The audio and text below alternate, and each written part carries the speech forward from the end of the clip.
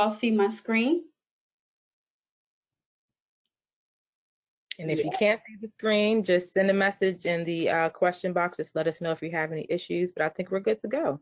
Okay, great. So at this time, I'll get started again. Thank you all for that wonderful introduction. Hopefully this all won't be too redundant. I'm going to go ahead and go into my presentation at the time. The title of the presentation in which I will be speaking is titled Changing the Narrative, Black Folks Thriving During and Beyond a Pandemic.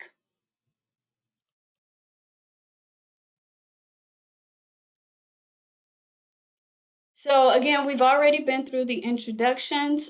Some of the objectives that I would like to meet today is I want us to get into conversations around defining pandemic. Now, if anybody has been around for the last 3 or 4 weeks, I think that the U.S. government and the media has done an exhaustive job of defining pandemic. But what I would like for us to do here today is I would like for us to redefine pandemic from an Afrocentric perspective. Also, I want us to start thinking about not only our mental health and wellness after this webinar or during this webinar, but I would also I would like for us to begin thinking about how will we practice mental resilience in the face of a pandemic. Also, what I would like to offer is strategies for coping.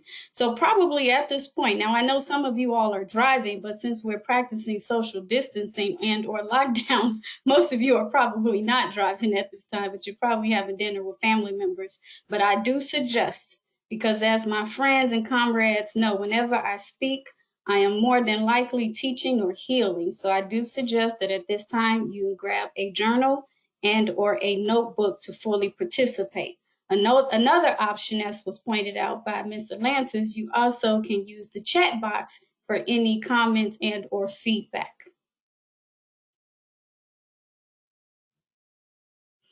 So as Atlantis has already hinted at, I'm going to give you a little bit about my educational background so that you can know where I'm coming from.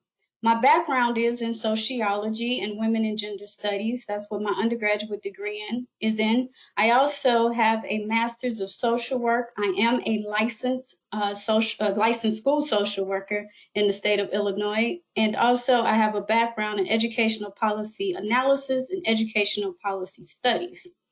I am also currently at this time a professor of education at a university, and I am also faculty affiliate in women and gender studies, African American studies, and ethnic studies.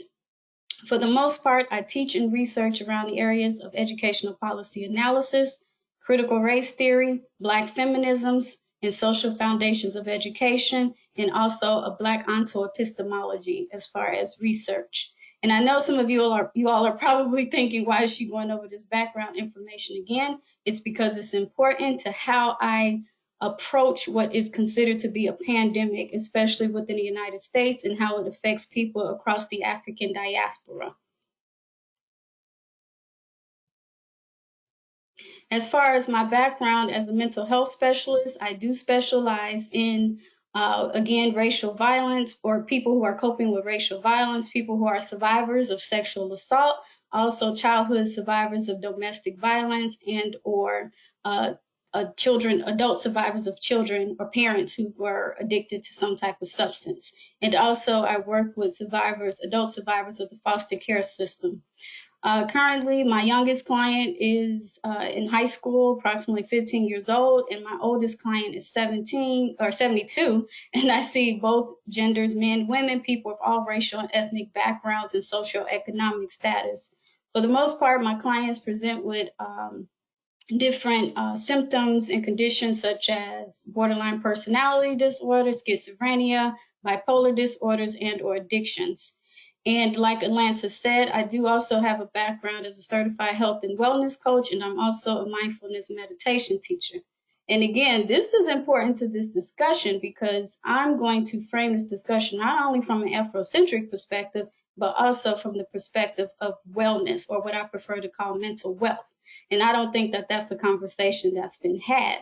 As far as my background and my work within the community, keep in mind that I didn't have all of these certifications and degrees and titles because I necessarily wanted them. I did it because I went and got what my people needed to help heal our communities. So first, like I said, I want to start out and I want to provide a framework for this conversation. I think it was Miss Deborah Watkins who mentioned, the original founder of ABEN, who mentioned our mission as an organization. I am on the executive board. That wasn't mentioned in the bio, but I am on the executive board of ABEN. But one of our models for ABEN is also water carriers. So we see ourselves as people who are basically carrying water to a thirsty people. We will quench the thirst of our people during dehydrated times such as this. Now, also usually typically teach and see the world and feel the world and be in the world, dance in the world, sing in the world, rap in the world, create in the world, give birth in the world from a Pan-African Afrocentric perspective. Now, before everybody run away and say, oh my goodness, they on this back to Africa stuff, this webinar is not for me. Well, it might not be for you, but you should at least know where I'm coming from so I can teach you and reach you. Afrocentricity, in its most basic concept, it's a frame of reference. It's a frame of reference that basically we're calling people to see the world, Black people, African people, to see the world and study and understand the world based off the cosmology, axiology, aesthetics, and epistemology of Africans themselves. So we start with Africa, we end with Africa, and recycle back to Africa. And so all these big fancy words just meaning, how do we know what we know? We think about it from an African and Afrocentric perspective. Baba Malifi Asante defines Afrocentricity as the study of the ideas and events from the standpoint of Africans as key players rather than victims. This definition is very important. So I'm going to recite this definition. Afrocentricity is the study of the ideas and events from the standpoint of Africans as key players rather than victims. So that's what I meant by we're going to shift the narrative or change the narrative around what is a pandemic. So we're not starting with Black victimhood or Black people as the victims of this particular disease, but we're starting from the standpoint of how do we help heal people of African ancestry or Africans, even in America or across the diaspora. And so here what you see for those of you who have visuals available and for those of you who don't, what I have here is what's called a koben. A koben is basically a wind instrument indigenous to Africa. And basically this wind instrument, another way of referring to it is a war horn. And so I would like for us to take this time to basically, I'm calling attention. This is my call to let you all know that we are at war. This is my war horn, and I'm blowing this war horn. It's a wind instrument used to summon warriors to the battlefield. So here, if you enter not as a warrior, I'm hoping that you exit as a warrior on behalf of African people. It signifies alertness and readiness.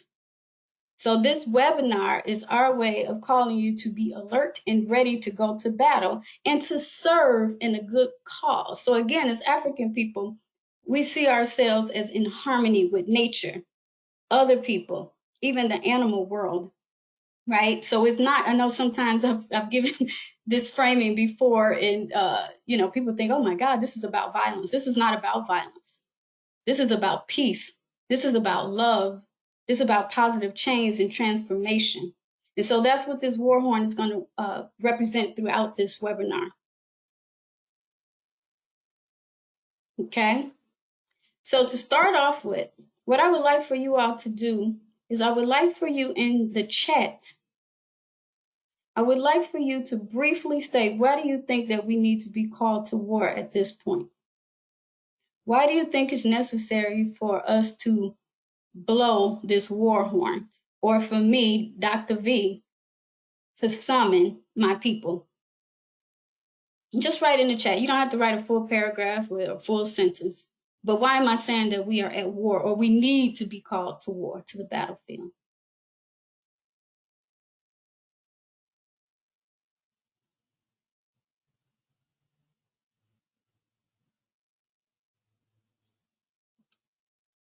Alexis, what we got? What we got in the chat?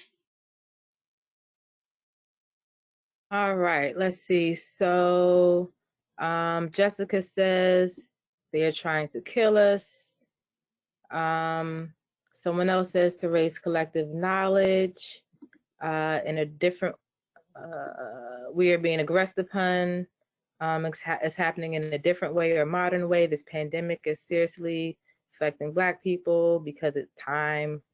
And that's what we have so far. Yeah, so it's all of that. Jessica, basically, we are at war. Okay, so also it is a time we are being aggressed, and so what I want to say is, I want to first of all, I want to define for you all these different concepts that we've come to take for granted. And most of us take it for granted because whether we're on, we log into Facebook, we got the COVID-19. If we log into Instagram, we see this messaging that's going past, and it's like these public announcements. Every time we turn on the TV, we turn on the radio, even our homies, right? Even our parents are warning us about COVID-19. But not many of us even understand what a pandemic is. Now, for me, from a policy perspective, a sociology perspective, a Pan-Africanist perspective, a mother's perspective, there are times that I can look and I can see doctors themselves are interchanging the words pandemic and epidemic. That should be a cause for pause, if not alarm. So now many of us, we probably hear the word endemic, right? So something that's endemic to a particular people. So one way of defining endemic is something that belongs to a particular people or country. When I think of endemic, I think of something like the chicken pox.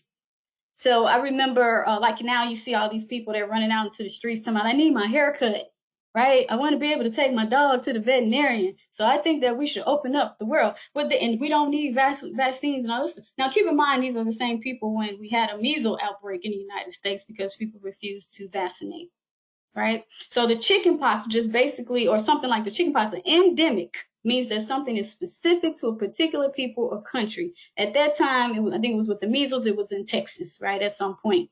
Then it was in Michigan. So now in the United States, chicken pox is something that's almost specific to the U.S. Population. Especially for people who choose not to get vaccinated. And that wasn't meant to be a political controversy because that is your choice when it comes to vaccinations in some cases. The other term that we usually hear from places like the World Health Organization or the CDC is we hear terms like outbreak. And I just gave an example of the measles outbreak that was happening just last year within the United States. And it was really concentrated amongst a segment of the population, as far as people who chose not to get vaccinated. And that was usually in a public school private school sector because it was by choice, or certain people who chose not to get their kids vaccinated. So it caused the measles outbreak, which was something that was not necessarily typical anymore to the United States. When some of us was growing up, everybody got it, but then we began to get vaccinated. Okay, so again, I'm providing a social historical perspective that you will not see news commentators who typically are coming from a Eurocentric perspective, or you won't see it as separated from doctors who only are seeing the world through a white, middle class, elitist lens. So I'm just going to break these down for you, okay? And put it in perspective from a Black mother's perspective, a Black health perspective. Epidemic. So here's the word that sometimes I hear actual doctors and nurses interchanging this word. And this is what interchanging pandemic with epidemic. And this raised some red flags for me. A point of caution, even a yellow light. I said, wait, let me take pause. So an epidemic is a disease that affects a large number of people within a community, a population, or a region. So the first thing we think about is the flu epidemic. Technically in the United States, we were in the middle of flu season, and the next couple of weeks is going to be gone, or it's been gone for next week. But up until this whole COVID-19 thing, and I don't like to give too much credence to saying COVID-19, right? But with this whole pandemic that we're under right now, we forgot about the flu epidemic. So a disease that affects a large number of people within a community, population, or region. So this time last year and a few years before, we've all been thinking about the flu season. In fact, some people have been vaccinated against the flu, right? And so when I'm hearing this interchange with pandemic, which is a word I too had to get used to saying, and knowing the difference when I'm using it. A pandemic is an epidemic. Y'all hear me? A pandemic is actually an epidemic that has spread across multiple geographical areas. It has spread across multiple countries or continents. So what we see with with COVID-19 or the coronavirus, right? And they say it was ground zero was China, some bat or whatever, some animal or what they call RN1. So that was ground zero, right? Then it infected the human population more than likely, and then it jumped over across seas in geographical areas. And so I started thinking, okay, so we couldn't agree that it was well, they say pandemic, epidemic. You hear them using that term interchangeably. And so what I want to bring to our attention from an ABEN perspective in our war call is, now keep in mind that according to the World Health Organization, now Dr. V, I can make some stuff up, but I don't make up too much stuff, but I can make it up in certain cases. But I looked this up, so you can look this up. Google me. Be Google smart. Okay? Go find receipts on me. According to the World Health Organization, there's no cut and dry criteria for what reaches the level of pandemic and what does not. And there is no threshold of cases or deaths that trigger that definition. So I'm going to read that one more time. This is cited off the World Health Organization website verbatim.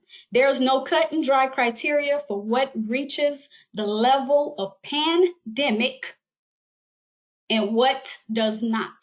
And there is no threshold of cases or deaths that triggers the definition.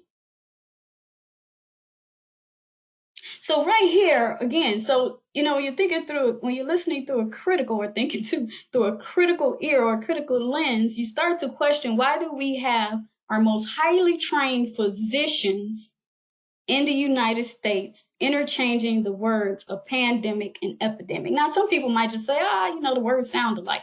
My tongue get twisted. My tongue ain't never get twisted. Pandemic is a new word. Like, that's the newest word. Oh, okay.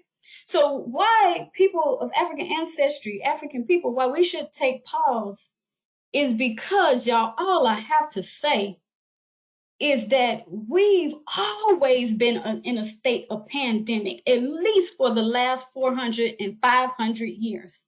So what I can't understand is why all of a sudden we acting brand new. That tells you what we're not being taught in our educational system. So keep in mind who gets to define pandemic. So if you look at historically, right? So they make this, okay, so this pandemic is really hurting Black people right now in the States. This pandemic is hurting Black people right now in the United States. It's killing us right now in the United States. But guess what? We've always been in a state of emergency. For 400 years, the Black man and woman have been in a pandemic state or condition, but guess who was defining pandemic for us or not?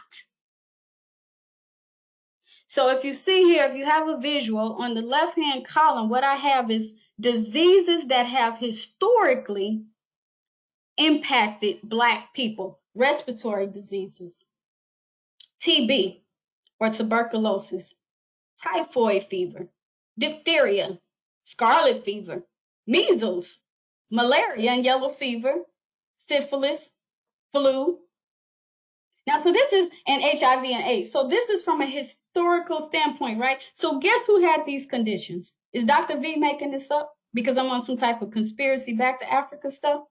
Who has historically, go ahead and put in the chat, based off your knowledge, who has historically, where did these actual diseases and infections come from? Who was denoted with this?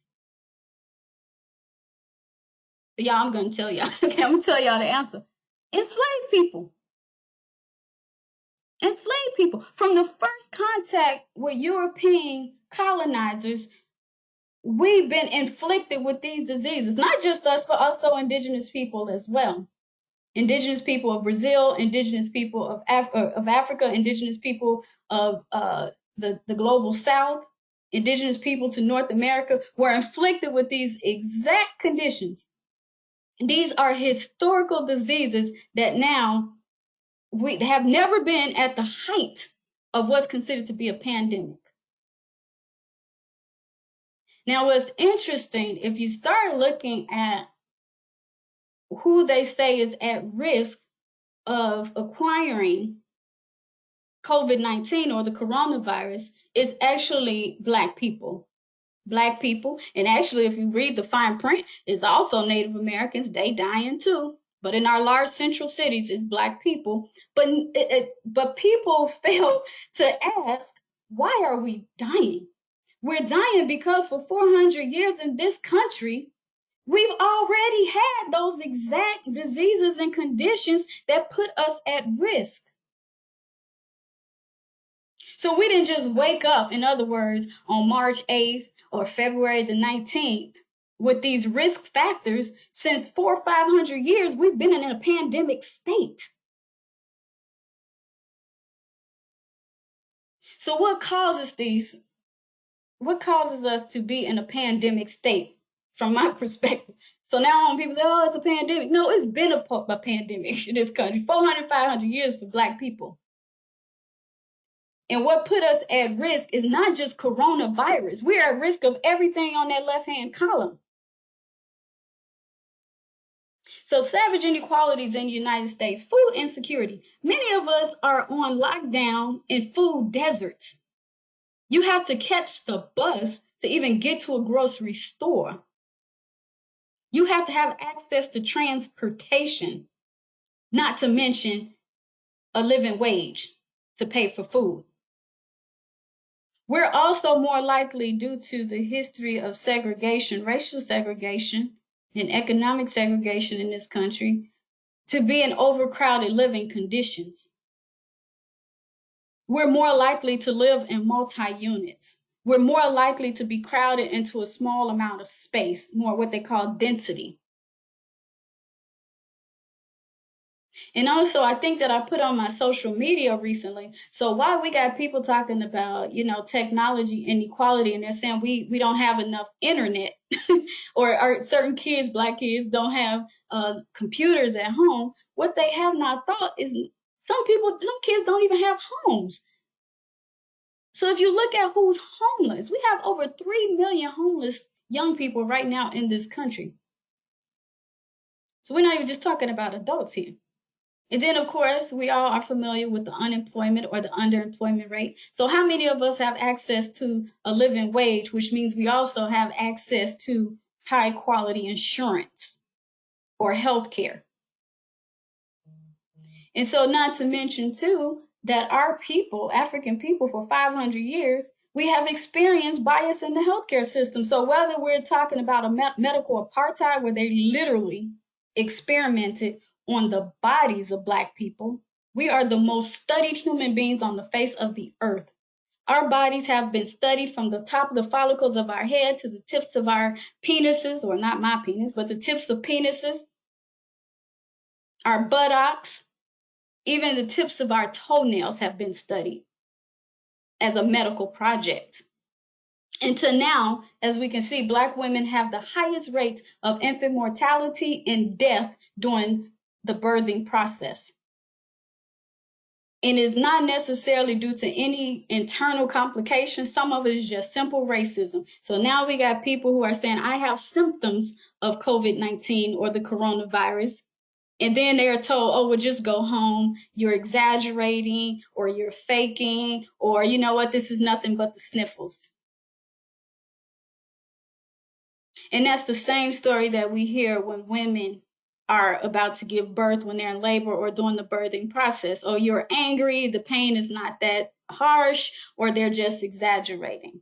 Okay? So we need to start thinking about, from a more critical perspective, we can't let other people define for us what's a pandemic and what's an epidemic. For a long time, what the medical community and the government here in the United States has called an epidemic has been a pandemic for us for 400 or 500 years. The only difference is we didn't know that we were at war. In our most recent generation of kids, They forgot. They've been taught to forget that we are at war. Even Abraham Lincoln said African people are casualties of war. Therefore, they become the spoils of war. That has never changed. That's how we were defined our citizenship in this country. We've just been taught to forget. So if we look at the information that's coming out from, again, the CDC, the Center for Disease Control, and the World Health Organization, they're giving us these like very broad, right? These very broad ideas of who is most at risk and how to prevent it, right? And so they say, of course, people 65 years and older. I love my grandma, y'all, and I'm not gonna risk giving her anything. People who have a pre-existing condition such as asthma or some type of lung disease, or people with heart conditions, immunocompromised people. I work with it because I do work with a large population of people, especially people who are vulnerable in this society. Many of the people I work with are immune compromised. That's the condition of being African in this country. That's the condition of it. We are, many of us are immune compromised. Now, keep in mind, if geographically we were located somewhere else, we would not be immune compromised, because that would be natural to that particular environment, right? And so some of the people they pointed out, cancer treatment, as we know, looking at certain types of cancer, African Americans do, we have higher rates of certain types of cancer, again, based off previous conditions, genetics, what we know now about epigenetics. That has not been released widely. That has not been released widely to the general public, but epigenetics, that stress that our foremothers and forefathers passed on to us from harsh enslavement, sharecropping, right? Toxic factory work for those of us who are from central cities or the South of the United States, right? So again, then we talk about HIV and AIDS. Remember, in the African American community, HIV and AIDS is considered a pandemic, but it was never treated as a pandemic. So we were getting the message late, and our treatment came later. So these are things that are still putting us at risk, but yet we want to forget that we've been in a state of pandemic in this country.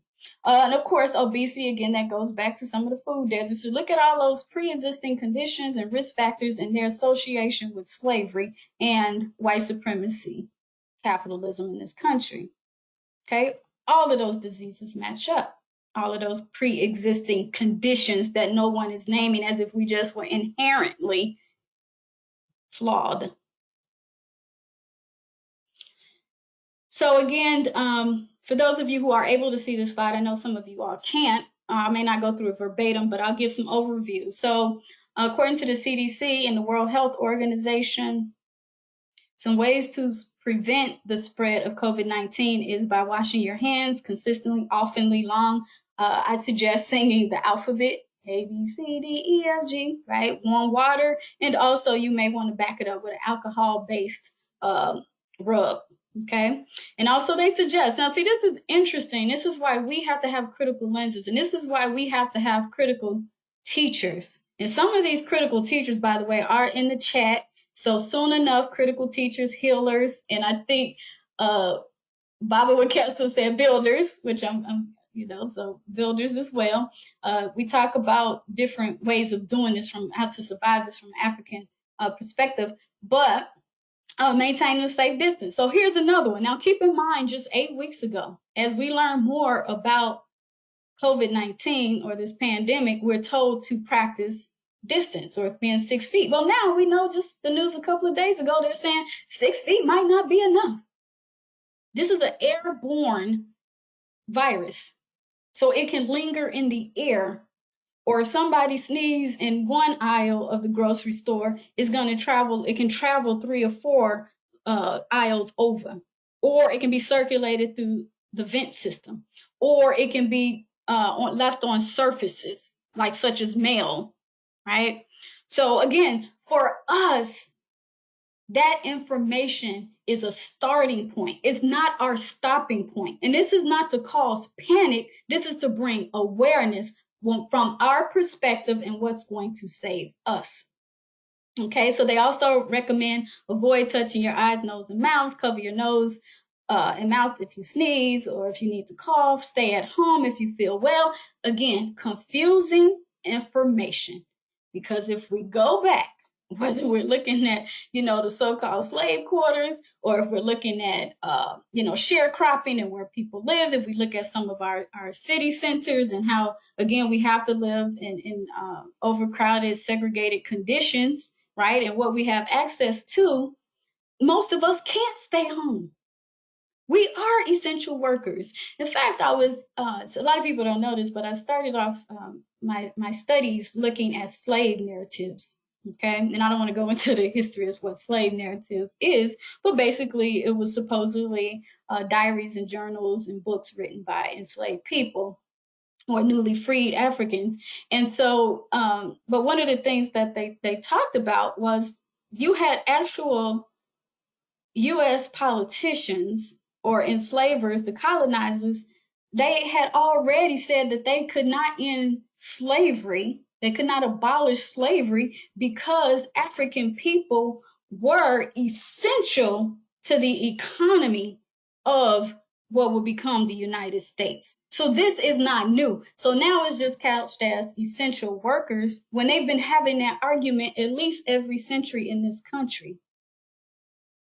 Again, I don't need to make this up. So if y'all need Dr. B to provide receipts, I think the most recent publication I would recommend is Ibram's book, Ibram's Stamped from the Beginning. He talks about the same thing. People like Thomas Jefferson, they were arguing for the essentiality, basically, of African people. Like they needed them to work their land, to take care of their homes, to make the economy run, etc.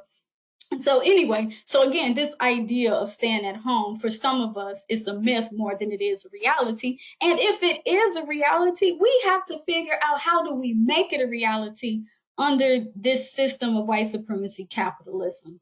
So how do we reclaim that? And hopefully that's some of the conversations we'll be having in the Q&A or in the chat. I would like to provide you all to networks and resources because we're going to have to start thinking about how do we rebuild now that we have a framework that African people in the United States are in a constant state of pandemic when we get to define what a pandemic is. Okay, so at this time, Atlantis is going to share this video clip with you, and hopefully, if you can't see it, definitely you should be able to learn from hearing it.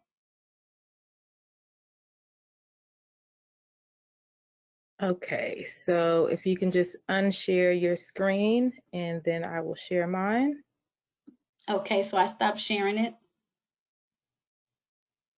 Okay.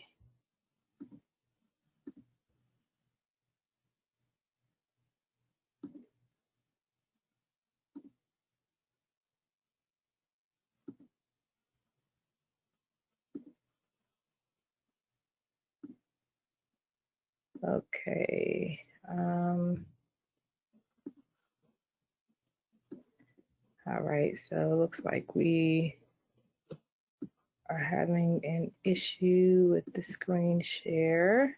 And you disconnected yours, correct? Yes. Okay. I think I may need to make you the presenter. Let's try that.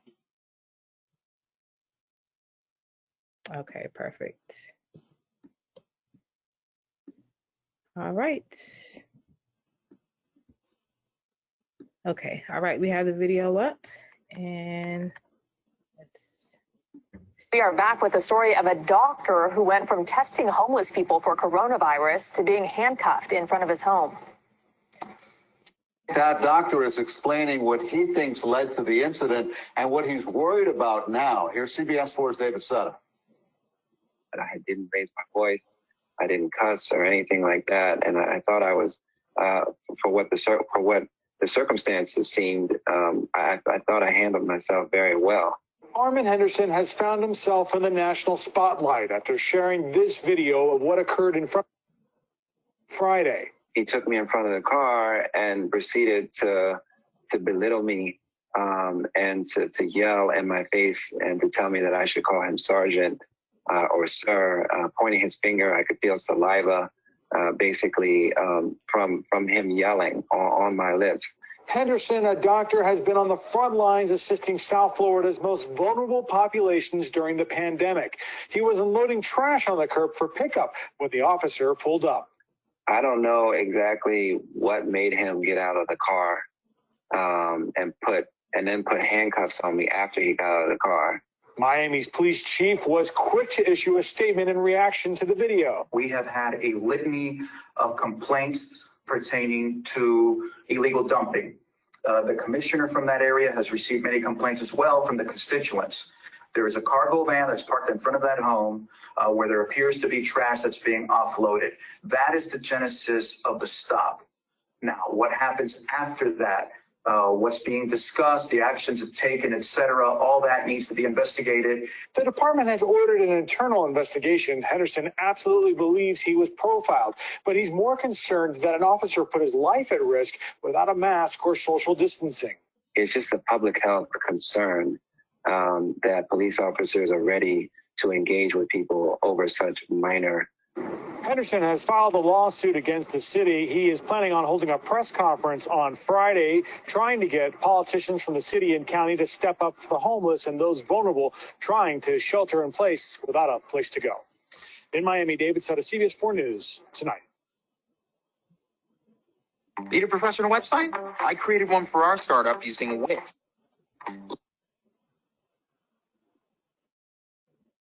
Okay, so hopefully I am back at my screen. Am I back at my screen? Yes, Atlantis? Yes.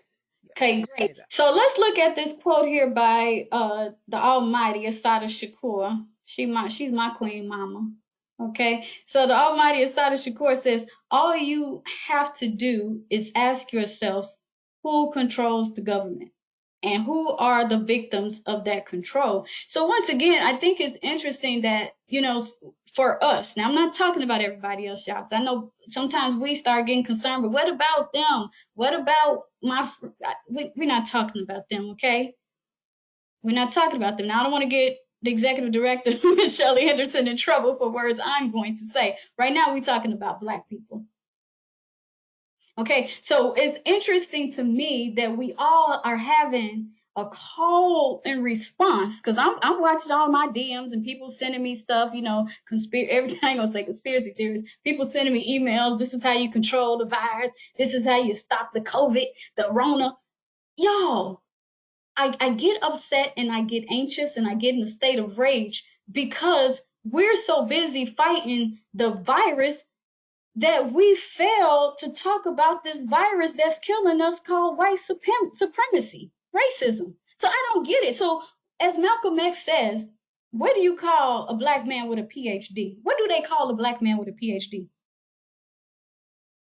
What do you call a Black man with an MD? Okay, right. So we've already have been in a state of warfare or a pandemic, and that's something that's bigger than COVID-19. So you all have to ask yourself, and I remember Mama Fia, she's in this room, Mama Fia and Baba Wakesa, they were talking about, you know, who's feeding you the information, basically. Think about who's feeding you the information and why are we willing to listen to some people, but why we're not listening to other people.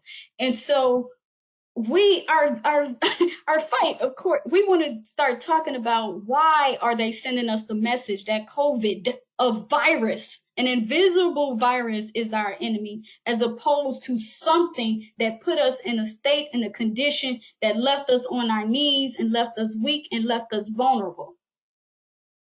So the messaging, right? So we're going to shift that narrative, and I want to introduce y'all to this concept that comes out of the Pan-African Black Power tradition, and it's called MENTACIDE. MENTACIDE. Okay, so we have our own Black scholars, y'all. We have our own Black teachers. We have our own Black heroes. We have our own Black healers, our own Black warriors. So Bobby Wright and the original text, I believe, came from 1976, but you can also find it in like an accumulation of his work in 1984. But he defines MENTACIDE. Okay, and so I'm giving again an introduction. I don't want to scare people, but MENTACIDE basically, in brief, a very narrow definition. So I won't nobody question me why I ain't go in and say everything, but I want it to be brief because I don't want to get off the topic. So MENTACIDE is defined as the deliberate and systematic destruction of individuals or groups' minds, of the individual group's mind, with the ultimate objective of the extirpation. I love that word. The extirpation of a group of people, with the ultimate end goal of deculturalization. Y'all who know me know I love that word, deculturalization, stripping us of our culture, our ways of life, our norms, and our rituals. We're in a state right now where they telling us we can't bury our dead.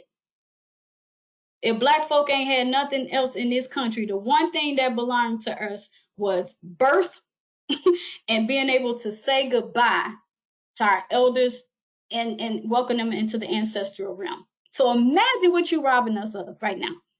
And miseducation and the Ma'afa. Okay, and if you want to know more about Ma'afa, you can read Marimbi Ani, Mama Marimbi Ani. She's also a scholar. A Black African scholar. And so if you read that work, but anyway, so the deliberate and systematic destruction of individuals and groups, a group's mind. So over and over again, y'all, some of us are given so much attention, in many cases, too much attention to COVID-19. The one thing I can tell you from a mental health perspective, there's a direct correlation, there's a direct relationship between one's thinking about disease, infection, and physical hurt, that once it's in your mind, it begins to affect your body. It begins to break down not only your nervous system, but also your system's ability to actually fight disease. So a more simple way of thinking about that. So when they control for, so when somebody is researching, well, dang, why is it that, I'm gonna use Black women. Why is it that Black women have higher rates of cardiovascular disease? Why is it that Black women lose their infants or die during the childbirth process at higher rates? Why are so many Black women unable to get pregnant and bear children? Why are so many Black women reporting diabetes, being diagnosed with diabetes? Well, when they control for education level, when they control for income, when they control for where you live and what you eat, the one thing they keep coming back to is old-fashioned racism. Racism is literally killing us. So when we're being attacked, okay, y'all hear me? When you're being attacked, when you're being bombarded with COVID-19 news, coronavirus news, what happens is you take those signals and symbols in internally, and it begins to affect your mental health and your entire physiological system, and you don't even know it because it's happening at a subconscious level. Now, as a practitioner of hypnosis, clinical hypnotherapy, meaning that I can hypnotize people, okay? I know this is a thing. And as some of you all know, I have been invited to Facebook. Now, I did sign a DNA, a non-disclosure agreement where I'm not supposed to talk about certain things. But remember that Facebook and other big corporate organizations that control our social media, as well as television media, because remember, print media has gotten in trouble for this too, by the way. We just forget. Our kids have been taught to forget this stuff. And we forget to tell them this stuff. But through that type of messaging, it actually affects you. That's why we were called in. Some of us are what they consider ethics specialists. This was a closed meeting on their campus, and they knew that they were in violation of this thing where basically you can, every time you open up that feed and you are sending certain messages, I don't care if it's about Nike. I probably shouldn't have said that name because now I'm guilty of it. I don't care if it was about a gym shoe brand. I don't care if it was your favorite purse brand. One time my daughter, she came into my room and she said, "Mommy, I want a puppy." For the next 2 days on Facebook, I was being bombarded by the prettiest Yorkies you ever saw. And I said, "Damn, baby, you deserve a puppy." So why all of a sudden is there this focus on this virus when we've always had the flu virus. We've been bombarded, we've been hit hard by tuberculosis. We've been hit hard by diabetes. We've been hit hard by flu. We've been hit hard by HIV and AIDS, but nobody called it a pandemic. Okay? So now, while we focus on COVID, we forget that we are at war over here. And believe it or not, if you fight this war, you ain't got to worry about these viruses keep hitting our people every 6 months, every 12 months. And other people get to decide when it's a state of emergency for our people and how to treat us. So what we seen in that video with that MD, with that doctor, that black man who was actually giving his service to the homeless, by the way, is that he reminded us that we are in a health pandemic. Yes, we are fighting. We are fighting against a health pandemic. This is not some conspiracy theory. I have to go by facts. That's why I laid down my credentials. That's why when my sister Atlanta says, Dr. V, you still want me to do your bio? I do. It would make my grandmama proud. But also, I wanted y'all to know what they say. Only talk about what you know. Don't talk about what you don't know. But I wanted to talk about this from different perspectives and also having multi-dimensionality. Yes, we do have a health pandemic.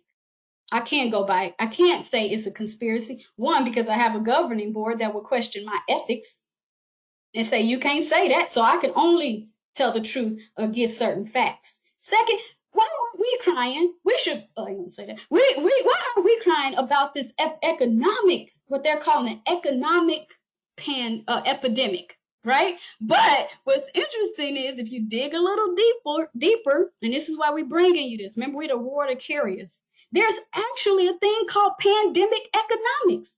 Our people should know that. Now, I'm a warrior. I'm a teacher and a healer, but I'm also a warrior. I'll tell you the truth.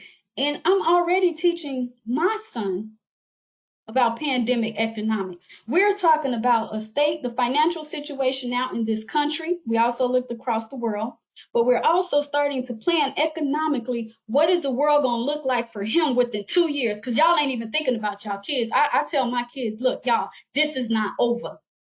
This is the beginning. So even when they lift this lockdown, we still have 2 more years of not only COVID, but 5 years of economic suffering. And many of us ain't prepared because we couldn't last 2 months, just these last 2 months, because of this thing called white supremacy racism. We know there's a social epidemic. Now, because I have the privilege of being around family who don't just live here in the States, but they also live abroad on the continent, in the Caribbean areas, and also, here in the United States, we got people who are from around the globe. But African people, for us, not just for residential segregation purposes, but we are a people who we've thrived because of community. Our people, our enslaved people, are people who were fighting against enslavement. They survived generations on this continent, and they continue to survive on other continents in a neo-colonial state because we've always thrived in community. So you're telling African people, Black people, all right, y'all can't gather. But that's what kept us alive. That was our immunity. Our brothers, our sisters, our parents, our grandparents, our cousins and them. I got cousins, I'm like, they my brothers and sisters. You tell me I can't see my cousins, but my cousins, they my sisters and my brothers. So it's also, this links to the next point. It's causing it's a cultural pandemic for us. And I want y'all to hashtag that. This is a cultural pandemic for African people in America and across the diaspora. This is a cultural pandemic, meaning that it's attempting to change the life of our people, our social norms, our customs, our rituals, our traditions, our languages. Okay? We're also in the midst of an education epidemic. Now, I ain't gonna lie, y'all, I kind of love my kids being home with me. I really do. I really do. But guess what? This is an opportune time for us to reconsider education. Our people became too dependent on the formal education system. To the point now that as soon as that institution, which most of us call a burning house, we integrated into a burning house. When we integrated into that burning house, as soon as that house failed and told our kids, it's a pandemic, go home, many of us weren't even equipped not only to teach our own kids, but to give them the tools that they needed to receive an education. We've been in an education epidemic in this country, but we want to act brand new. So finally, something that has not gotten out to the public, and I ain't gonna lie, y'all, I am a whistleblower. I'm the middle child, so I will go tell that. See, what they didn't tell y'all is that a couple of weeks after they closed the country down, they called up us this licensed clinical professionals. That's the highest level of training and qualifications you can have. Somebody else looking at your stuff and saying, hey, do they know what they're doing? And you have a whole lot of experience. They let you do stuff like hypnotize people.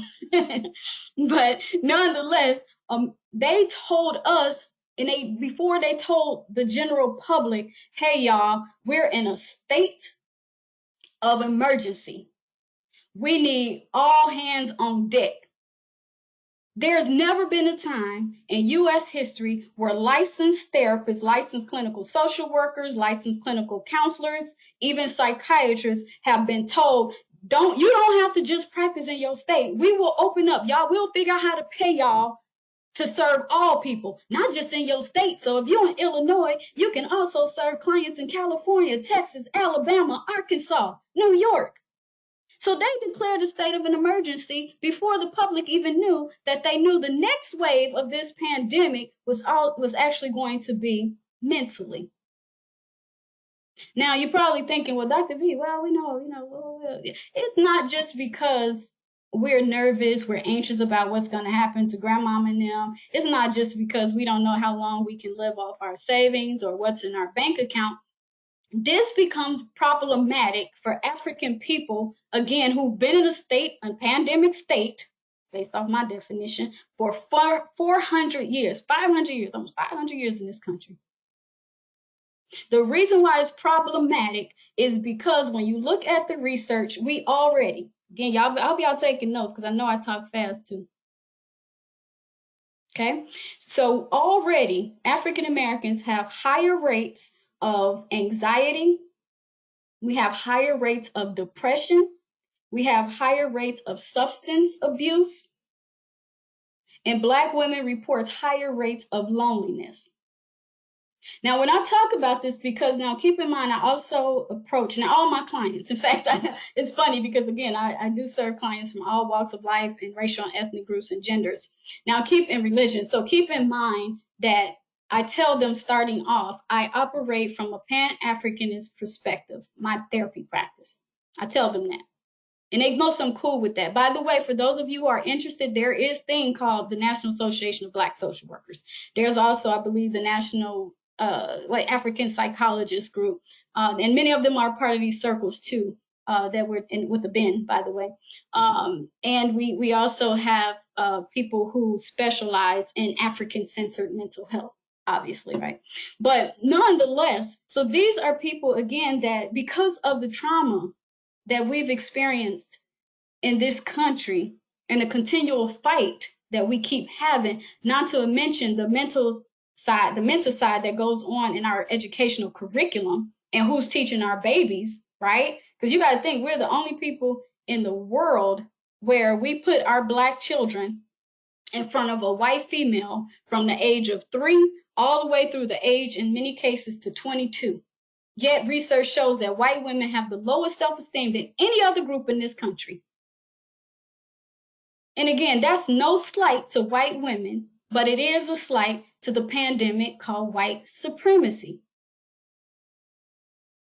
So yes, we do have higher rates. And yes, now as a mental health practitioner, I am critical of some diagnoses, right? So you're going to call somebody bipolar because they decided to fight back, shoot back, or scream back.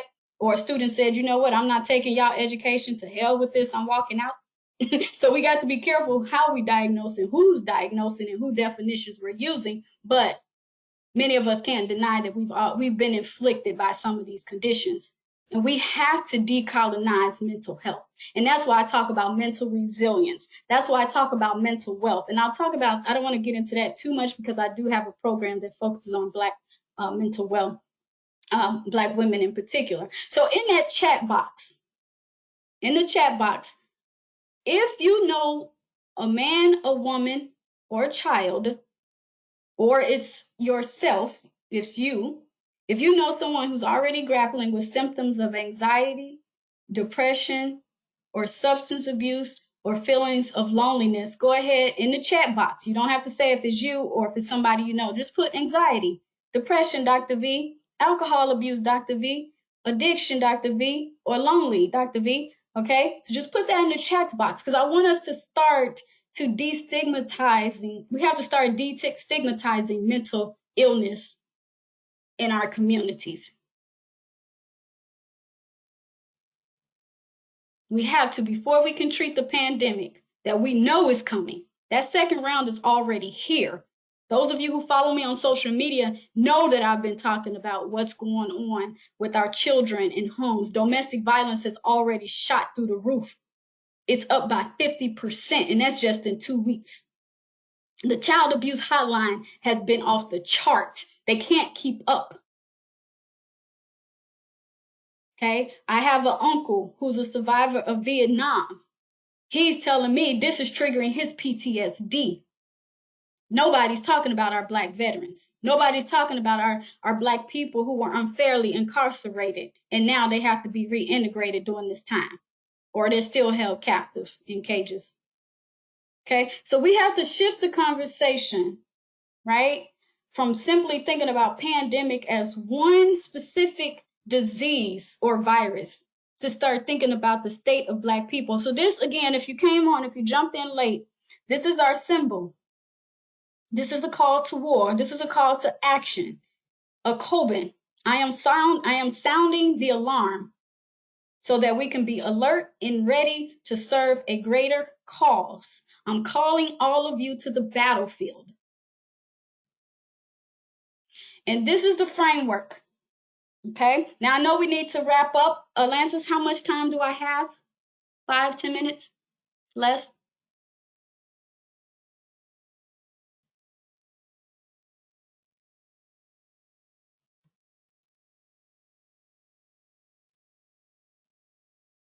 Are you there, Atlantis? Yes, I'm here. How much time do we have? Or let me know if it's time to end. Well, you can start winding down and we can go ahead and take some questions. I did send a message to the chat box and to the question box, but I'm not sure if folks are receiving it. So what I will ask is while you're winding down, if folks can go ahead and submit any questions that you have for Dr. Venus. And then after you wind down, we'll go ahead and open the floor and read some of those questions. Okay, so I did get a message too that people are having a hard time getting in. They're asking for some password. So Atlantis, do let me know or let others know if they need a password, okay? Because maybe you're missing something. And I know people are driving and all that kinds of stuff. So anyhow, I'll move on. So right now, again, this is the part of the webinar where you definitely want to grab your notebook, journal, or napkin. Or for y'all millennials, y'all can grab y'all cell phones and text yourself a note. I still don't know how y'all do that, but however y'all do that, okay? So this is what I want to present before us. And I give full permission for, I'm on the ABEN exec board. So Michelle, Atlantis, yes. if y'all hear me, y'all can put this image on our website, okay? Okay, thank you. So this is the war horn. I'm calling us to battle. Now, this is for those of us who are on this webinar. So if something gets out and y'all start inviting other people to the battlefield, I already know it's somebody here. Okay? So anyhow, I want to present a mosaic for mental resilience and liberation. Because now it's time for us to start talking about how do we get free as opposed to always being in a state of panic. Okay, so we need a plan. And I want to start with a Kobe. So this is our coded language. Our coded language. that ABEN will present via Dr. V. 1, ancestors. Y'all, we got to return back to the ancestors. So there are ancestors' knowledge, ancestral knowledge. So you all heard me use this word ontoepistemology. Basically that means our ways of knowing that you're not always going to find in a printed text. Your professor might not present it to you, but more than likely that wisdom comes from something that your mama or your grandmama or your dad or your grandfather said when y'all was simply playing spades. No, I'm just kidding. Or when y'all was sitting around the dinner table. Okay, so we got to return to the ancestral knowledge. So there is research in mental health that suggests in order to prevent and to survive trauma, because remember, we're in a state of menticide right now. We're in a pandemic of menticide. Okay, what you can do to help heal from trauma. Because I know some of y'all have been bombarded in social media. Everybody want a life coach. Okay, I don't get it. Now, I am a health and wellness coach, but anybody who wants to put that on the back of their commas on their name, they can. There's no accountability. But some of us need to start seeking out African, Black mental health experts where we can see the world through art, through a particular lens. So ontoepistemology means something that's actually passed down from the elders or the ancestors. So it's that knowledge that's not necessarily tangible. You may not be able to touch it. I have a student slash daughter slash sister named Starla. She's a social worker, a mental health specialist. And she texts me and she says, Dr. V. Now this child been my daughter for quite some time now. She grown herself, but she still calls me Dr. V. But so we exchanged information and she said, so how do you know what you know? Why do you feel what you feel? And I said, well, I talked to my mama. Y'all, my mama been gone for at least since I was 9 years old. I'll put it that way. Over 20 years, over 30 years.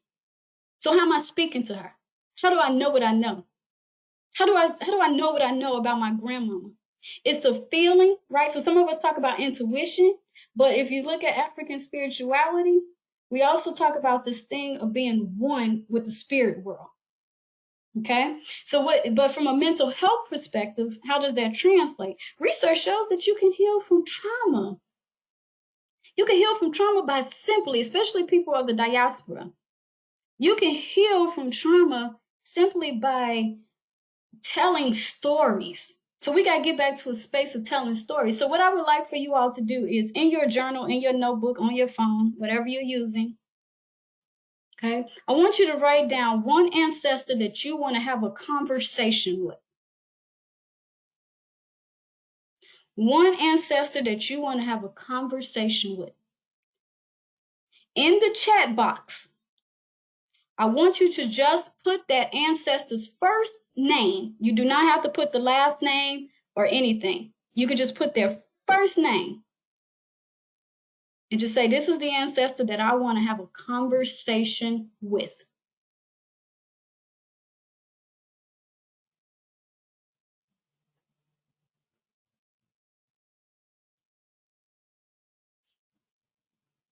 And you can say auntie, you can say mama, grandmama, daddy, you can say cousin, big daddy, however you call that person. Okay, again, I don't want to scare nobody now, y'all, but I told y'all where we was coming from. Told you where we was coming from. See, that's one of those things, that's the African-centered thing. I said where we coming from because we're always thinking about the ancestor realm, right? The spirit world. It's funny because most people say, what I'm thinking, where I'm at, right? We say where I'm coming from. You know where I'm coming from? We're thinking about saying Kofa, right? That's really interesting. That's an example of cosmology. You can't measure that in research in institutions. And so now what I want you to do, so one tip of a Koban, our coded language, is tonight, tomorrow, maybe weekly. Okay, and we're going to give y'all some more resources that y'all can connect with once this webinar is over, to be in community, to survive, to thrive, right? Is one, I want you over the next day or two, I want you in your journal to write a story that you remember about that specific ancestor. It could be whatever story you want. It could be a conversation. It could be a letter to that ancestor. So research shows that in order to help heal from trauma, and I don't want to get into the science of the brain and how that works. This is not just you know, for fun. This is not Dr. B being esoteric, although I can be. This is about us beginning to heal, and we're gonna change these pathways of the brain, because we have to become resilient. We have to be ready to fight, y'all. We have to be ready to fight this virus. We have to be ready to basically survive the next 4 or 5 years, and we have to be ready to continue to fight white supremacy until we destroy it. Okay, and so we got to be healthy, whole, mind, body, and spirit. Huchikachilia, that's actually a key Swahili word, and basically that's translated to self-determination. Okay, self-determination. And so I'm gonna decode that for you. And so what that means for us as we're being called to war is we have to start thinking about, y'all, our next steps. So because I'm around a lot of people in their 20s and 30s, college age students, new parents, new community workers, etc. I always tell them, if you, and again, we don't have time to go into the science, but you can find me everywhere if you need me to explain later.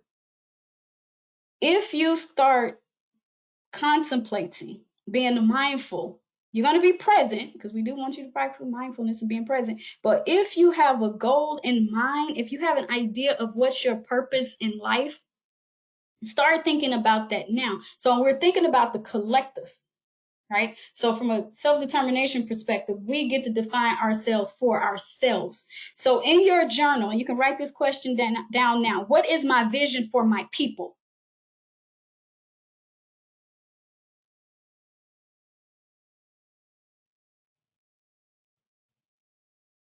And I guarantee you, if your vision for your people is to die, or your people will die. If your vision for your people is to live, to thrive, to become sovereign, whatever it is, you have your vision for your people. And that could be your family, your tribe, your nation, right? What is that vision? So write that down. Keep that later for your journal. Self-determination. And then also, what is your vision for yourself? You have to have a purpose. So research shows when it comes to mental health and combating MENTACIDE, you have to have a vision for yourself. In 5 years, I want to make $250,000. In 3 years, I want my own business. In 6 years, I want to open up a natural food store, grocery store. You have to have a vision. And believe it or not, the way that the mind works, it will always move towards that vision. Remember, our people fought against the colonized, against white people on the continent, Europeans on the continent. We fought them during the transatlantic slave trade. We fought them on the ships. We've been fighting them, y'all. But they had a vision for us. They wanted us to survive, but they had a vision. Right now, some of our kids are living the vision of that white female 25-year-old teacher. So guess who they gonna marry? Guess who they gonna date?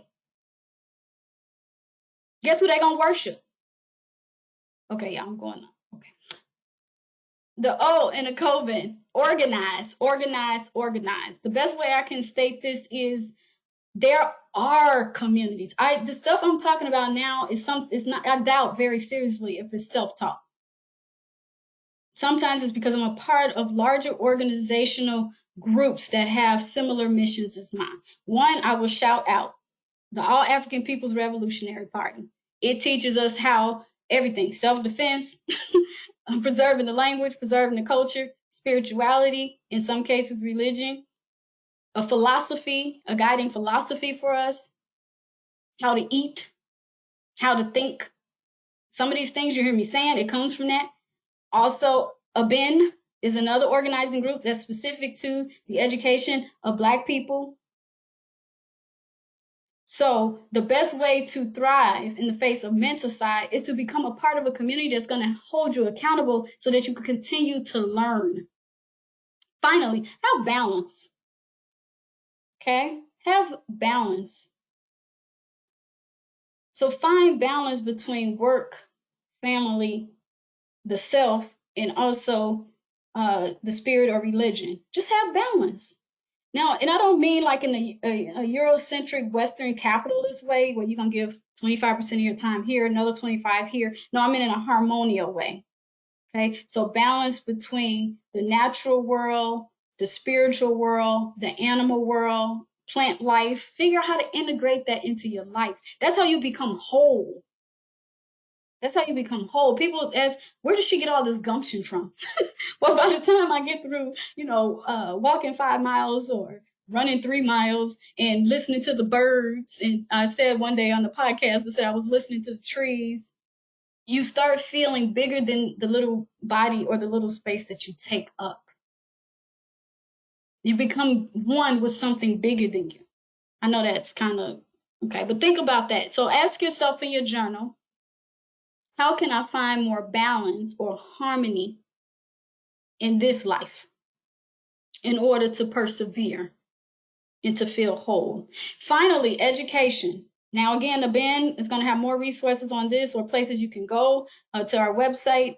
But education, y'all, this is something I'm going to keep saying. Mama Fia, could you please, right now in your chat, drop the name of your organization? I put this all over my professional Facebook page. Please, that curriculum, the different classes that you offer for different levels. Y'all, we have Black teachers. They're making it seem like, Black teachers just drifted off or Black people weren't interested in education. Keep in mind that our Black teachers were fired and or not rehired once we integrated into a burning house. So once after Brown versus Board of Education, 1965, with forcible desegregation in the 70s and through the 80s in some places, keep in mind the white local governments and state governments actively fired or did not rehire Black teachers and administrators. We have our own teachers. We have our own administrators. We have leaders, Black leaders, who can teach our kids. So even if I know some of y'all be like, oh no, I can't homeschool little Tyrone. I get it, John. But there is also supplemental curriculum.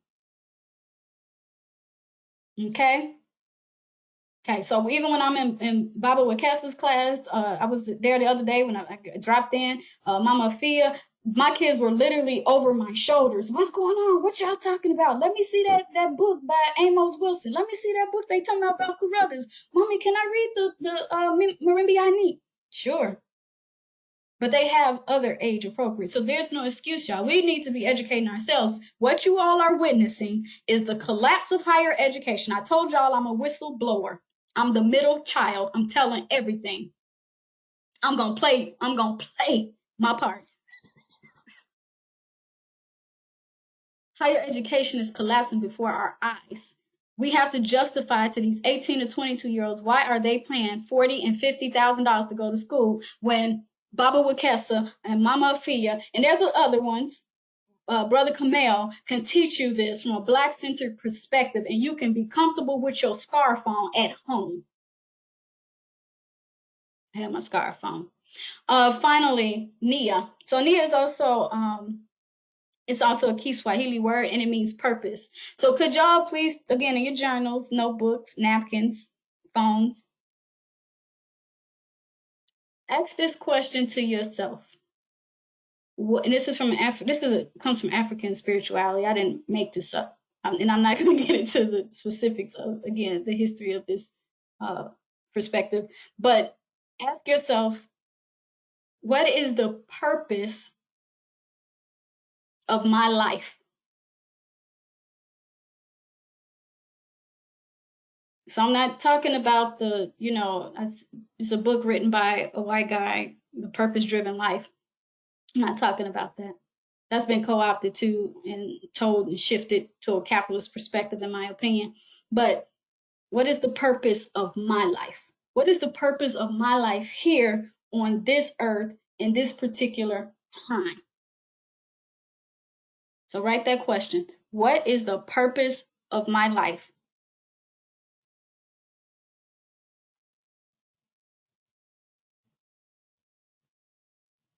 And that's the question you could continually, come back to. And again, if you have questions, if you need, because I don't want to cause you all too much stress either as you're thinking about that.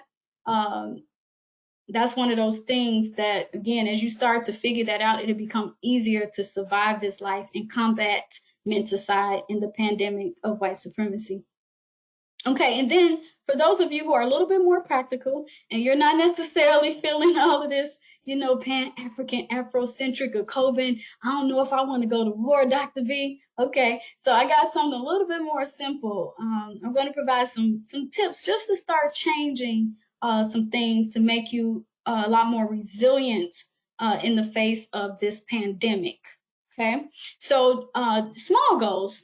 Okay, so my daughter, we were coming up with these concepts, right? She's 14. We were coming up with concepts for the webinar, and I told her I like coded language, and I said, Serena, what should advice I should be giving? She was saying because she sees, how hard I work. Like I do, I'm still teaching in higher ed. I still have a large caseload because I did answer the call for mental health practitioners. I'm still, doing my coaching program where I help other people figure out who they are at this point, in this world.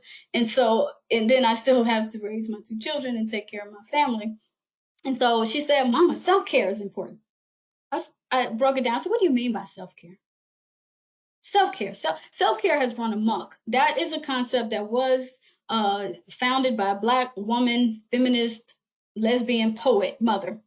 That's her designation, Audre Lorde. But that's been co-opted too by white America and people who don't understand what she was going through at that time, such as she was living with cancer while trying to raise a Black son. And so, she had her own issues. So self-care was important. She couldn't keep talking about white racism or white women's racism in the face of trying to survive cancer. I said, Serena, I like that word, but so she said, self-nourishment. I said, I like that word.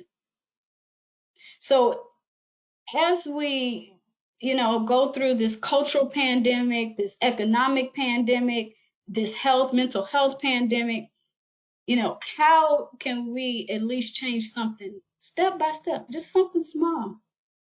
So I suggest just say, okay, put in your journal. This week, I'm going to strive to drink 8 glasses of water a day.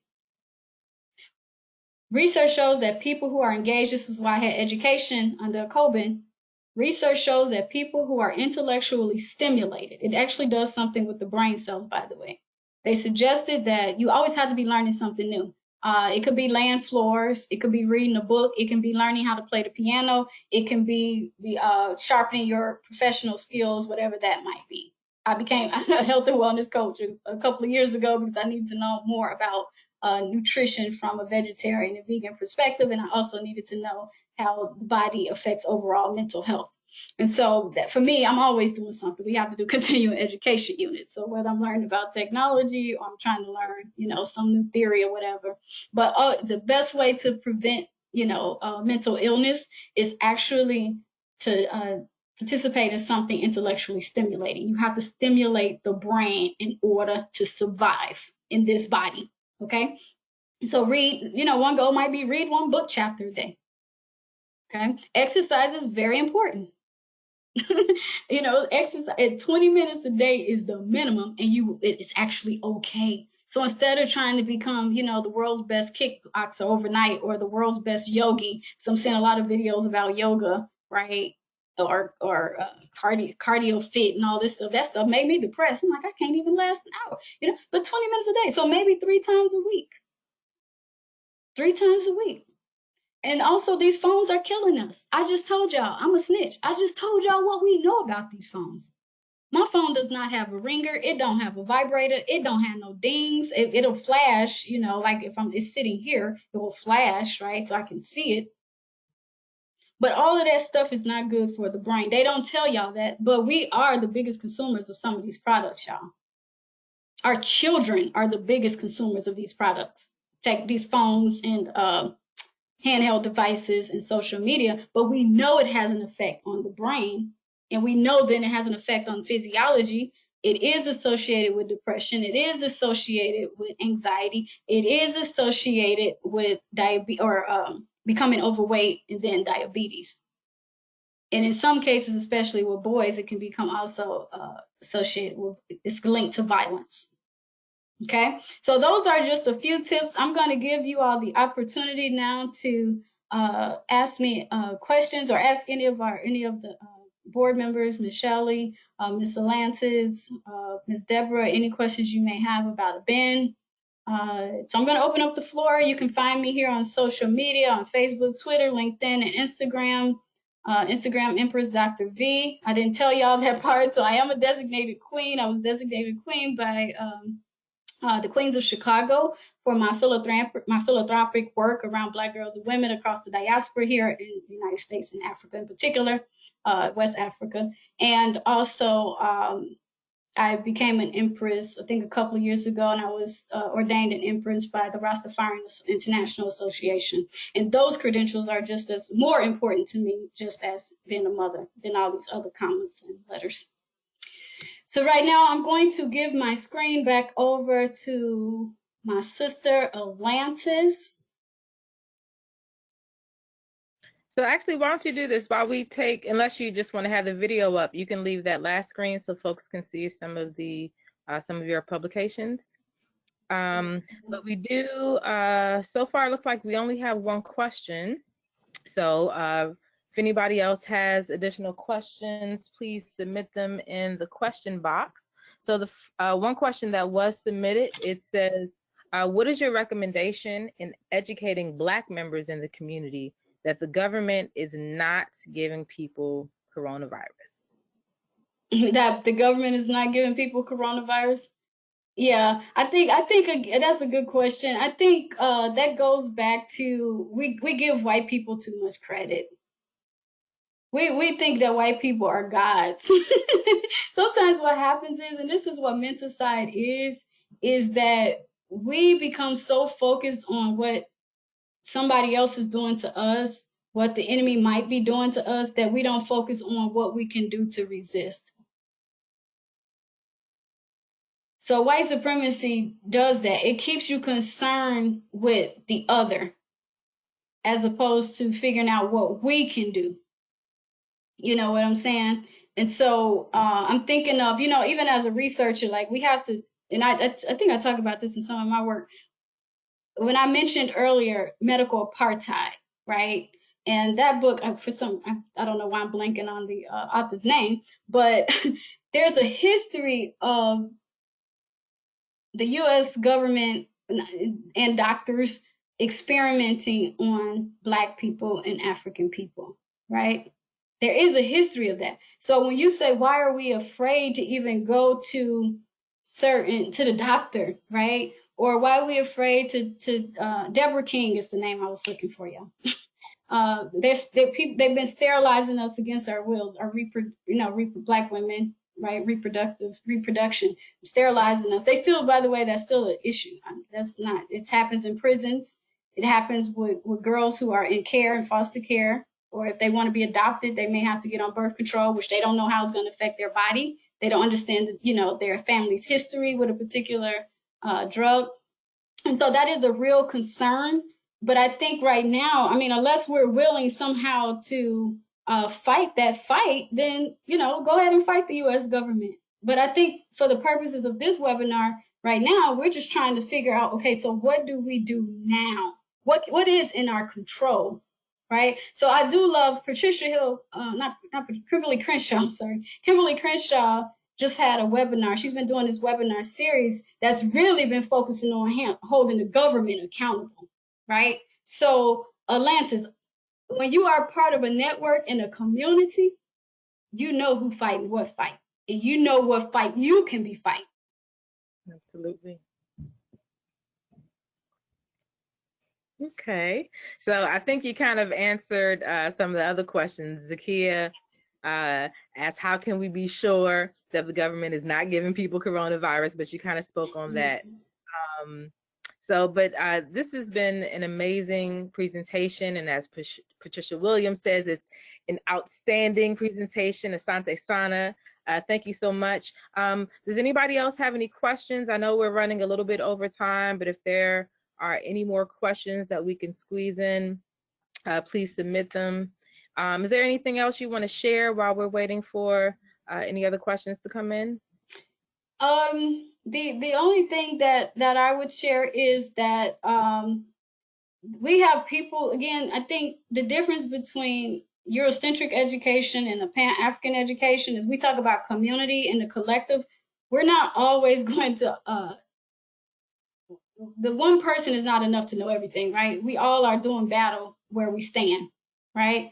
And so it's really important. I think what's happening with formal education in the United States, people have been taught to be the sole soldier, the sole, person going out there. But when you're in community, people are, one, holding you accountable.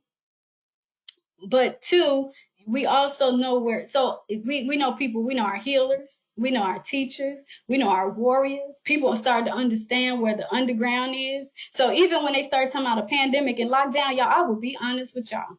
And I know this all being recorded.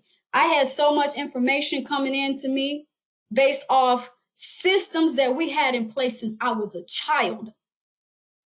Since I was a child, I grew up in what we would call the community. Let's put it that way, a cultural community. So we have systems in place already to let us know, hey, the water's here. We're going to have internet here. We got the boats ready to go here. So that wasn't, so I mean, but I can tell when people are operating, in silos or alone. So we have to now start thinking community. So if people there is I can't see any of the chats and stuff. So if anybody have additional resources, so if you know that you're an educator, you're part of an education network, feel free to share it. I think I saw Mama Afia when she came into the meeting. I know she has a program. If somebody knows that they're a mental health specialist, drop that information. This is not the time to be shy, y'all. I called us to the battlefield for a reason.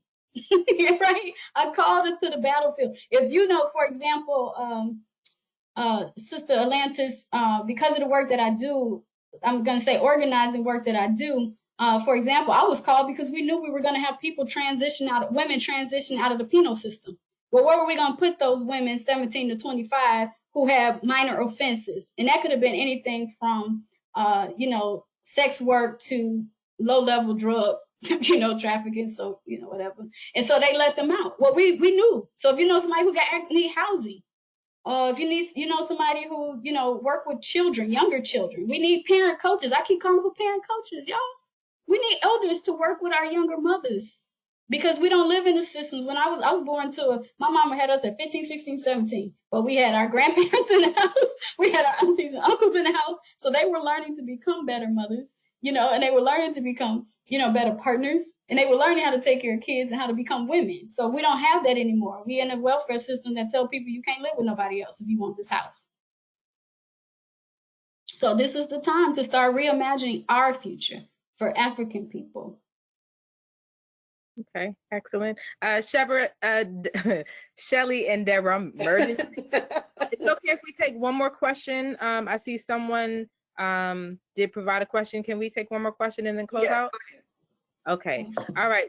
So Zakia asked an excellent question. She says, what's the future of education from your perspective, particularly, including K through 12? Mm-hmm.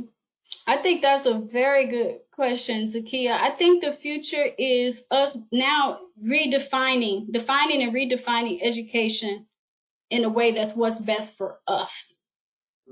Now, recently, we haven't had any power shifts in this country, and that's been strategic. So what's happening is with COVID-19, with HIV and AIDS, with flu, with the economic crisis, it is making us vulnerable right now. Again, right? We're always in a state of vulnerability, it seems, but we're also some power too now. Don't get me wrong. So now, though, because of the demographic shifts, where white people are actually becoming the minority or the numbers are beginning to balance out, we can organize more. But we also can start, and it's already, I can't say start. Black curriculum has been there. We just haven't, again, we haven't made it popular to blow the war horn on the battlefield to say that we're in a state of pandemic. We were waiting for something like this to happen. So remember, some of us, Atlantis, you're one of those people. We've been educated in the underground, by the underground. Let's be realistic, right? So don't let the credentials fool you, or don't, let's be realistic. So, but yeah, we need to return Sankofa. And technology, social media is going to help with that. Social technologies, by the way. All right, excellent. So one more time before we close out, can you share your contact information or social media information? Yes, you can find me easily at drvenusevanswinters.com or venusevanswinters.com. I'm also on Facebook at Dr. Venus Evans Winters. I'm on Twitter at Dr. V Evans Winters and also Instagram at Empress Dr. Venus. All right, perfect. Thank you so much. So thank you again, Dr. V, for an amazing presentation. And on behalf of ABEN, I want to thank everyone for attending tonight's webinar. I do apologize for those who had issues logging in, but I'm glad you were able to make it. We'll make sure we're on top of that the next go round. You all can look forward to more information about our next webinar, which will take place in June. So keep your eyes out for that information. And I also want to let you all know that after the webinar, after we formally end, you all should receive a prompt to complete a survey.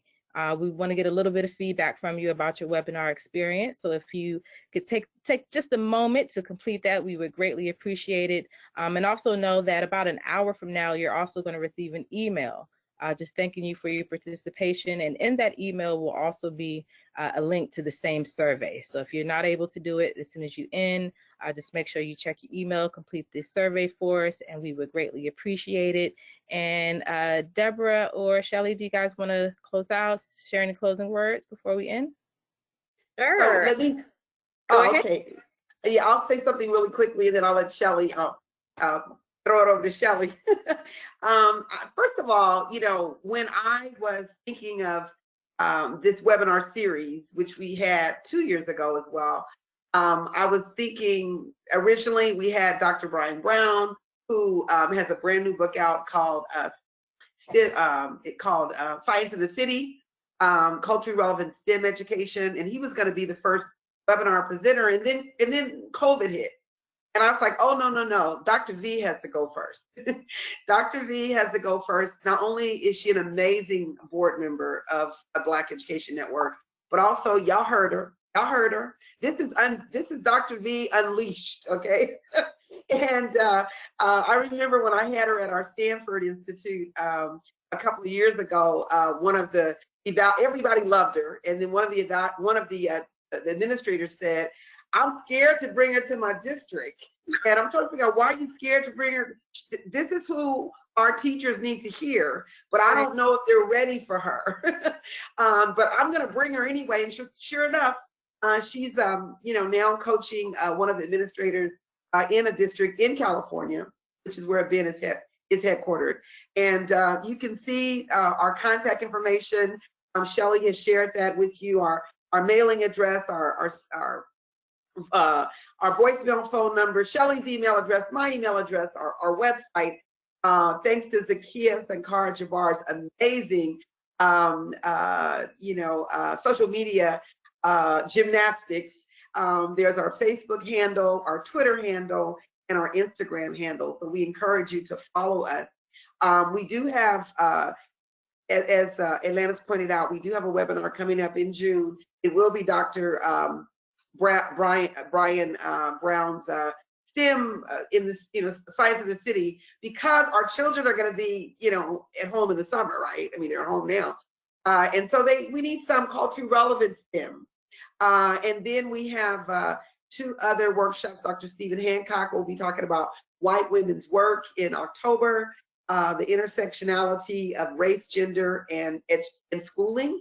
And then we're going to end with somebody I'm drawing a blank on, Shelly. So I'm drawing a blank on our 4th presenter. So I'm going to throw it back over to Shelly. Unless Atlantis, you remember who our 4th, I'm drawing a blank. So that's okay. All right, Shelly, I'll let you close us out. Thank you, Dr. V. Thank you. No, amazing presentation. I have some journaling and some work to do of my own. I appreciate the charge that you've given us, and I am so thrilled that we were able to record the session. I'm saddened just a little bit that people who wanted to get on were not able to get in, but we'll make sure that they get this content because it's rich. You gave us permission to snatch that that graphic, and I surely did. So we'll make sure that all of us have the tools that we need to take us forward. Thank you. I'll Thank you both. to adjourn us. And thank you, Atlantis. This was Atlantis's. Yeah, go ahead. Are you okay? Yeah, this was Atlantis's first webinar as our National Program Development Director, and she did an amazing job. So thank you, Atlantis. I know she's an overachiever, so she's looking at some people couldn't get in. This didn't happen. This didn't happen, but she did a great job, and I see that so many of you stayed right here with us, and so thank you for staying with us. And like Shelley said, we'll make sure that everybody gets even the people who didn't get on, that they get the recording. And Dr. V, everybody's going to ask about your amazing PowerPoint. So if you're going to make that available, Shelley will do something fabulous with it. PDF it, lock it down. There you go. Good night, everybody. Good night. Thank you. Thank you, everybody. Thank you, Dr. V.